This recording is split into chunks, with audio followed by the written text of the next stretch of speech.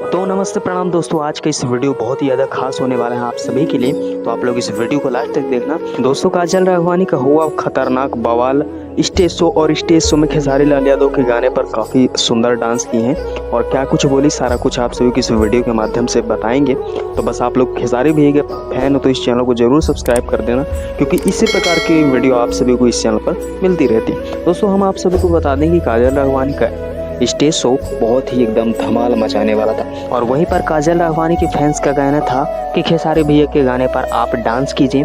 तो काजल राघवानी बहुत ही ज़्यादा खुश हो गई, और खेसारी लाल यादव एंड काजल राघवानी का पुराना गाना है सरसों के सगिए ताजा, जैसे कि आप लोगों ने सुना ही होगा, मुझे उम्मीद है। तो उस गाने पर काजल राघवानी ने ज़बरदस्त ठुमका लगाया और खेसारी भैया को भी बहुत कुछ बोला कि खेसारी भैया मेरे जीवन में आए और मैं यहाँ तक हूँ, ऐसा करके उन्होंने अपनी सफलता के बारे में बहुत कुछ बोली। और दोस्तों, काजल राघवानी की मुझे एक चीज़ बहुत ज़्यादा अच्छा लगा कि खेसारी लाल यादव का नाम सुनकर बहुत ज़्यादा खुश हुई। बाकी वीडियो कैसा लगा कमेंट करें।